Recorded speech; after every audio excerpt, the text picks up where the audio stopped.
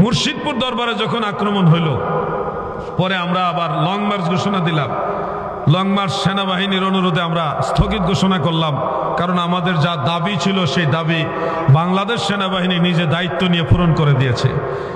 পরবর্তীতে উভয় পক্ষ যারা দরবারের বিরুদ্ধে, তাদের এবং আমাদের উভয় পক্ষের একটা মিটিং ডাক দিলেন।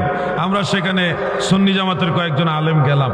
যাওয়ার পরে একটা কথা উঠল, তারা দাবি করতেছে সুন্নি যারা পীর সাহেবের মুরিদ হয় যারা, তারা পীর সাহেবের সেজদা করে। পীর সাহেবের কি করে? সেজদা করে। সেনাবাহিনীর যিনি ঘাটাইলের ক্যান্টনমেন্ট, টাঙ্গাইলের ঘাটাইলের ক্যান্টনমেন্টের যিনি জিওসি, তিনি বললেন যে আপনারা কি আসলে সেজদা করেন কিনা, এটা আমরা একটু জানার ইচ্ছা। তো আমরা স্পষ্ট বললাম সেজদা হারাম, ইবাদতের নিয়তে করলে শিরক, আমরা কখনো সেজদার পক্ষে না। পারলে ওনাদেরকে বলেন সেজদার পক্ষে কোথাও কোনোদিন বক্তব্য দিছি অথবা আমরা সেজদা দিছি এটার কোনো ভিডিও ক্লিপ দেখাইতে বলেন। মুখে মুখে একটা মিথ্যা দাবি করলে তো হবে না, এটা অথেন্টিক দলিল থাকতে হবে, প্রমাণ থাকতে হবে। তখন তারা কোনো ভিডিও দেখাইতে পারে না, আর আমাদের তো এই ব্যাপারে বক্তব্য নাই। ওনারা বললেন সেজদা করে, তা আমরা বললাম না, আমরা সেজদা কখনোই করি না, বরং সেজদা করা যাবে না এটা বলি।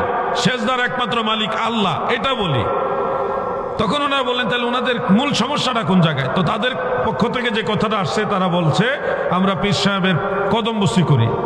তা আমার সেনাবাহিনীর যে অফিসার, তিনি বললেন যে আপনারা এই কদমবুসি করেন, আমরা তো শুনছি বাংলাদেশের অনেক বড় বড় স্কলার যারা ইসলামিক স্কলার, তারা বলেছে কদমবুসিটা হিন্দুদের কালচার, এটা মুসলমানদের করা উচিত না। এই ব্যাপারে আমাদেরকে একটু বলেন তো, তথ্য দেন। তখন আমি কথা টান দিয়ে বললাম যে কদমবুসি করা হিন্দুদের কালচার নয়, কদমবুসি করা মদিনার সাহাবীদের কালচার। সুবহানাল্লাহ বলেন। আল্লাহর হাবিবের 10 জন সাহাবী কদমবুসির পক্ষে হাদিস বয়ান করেছেন। 10 জন সাহাবী কদমবুসি করেছেন, পক্ষে হাদিস বয়ান করেছেন। সাহাবারা যা করেছে, আল্লাহর নবী যা গ্রহণ করেছে, আপনারা বলেন এটা জায়েজ না নাজায়েজ? এর মধ্যে প্রসিদ্ধ একটা হাদিস আমি সবসময় বলি, আপনাদেরকে শোনাই, এটা সহিহ হাদিস। عن زارع رضي الله عنه وكان في وفد عبد القيس قال لما قدمنا المدينة فجعلناه نتبادر من رواحلنا فنقبل يد النبي صلى الله عليه وسلم ورجله رواه أبو داود هذا حديث صحيح।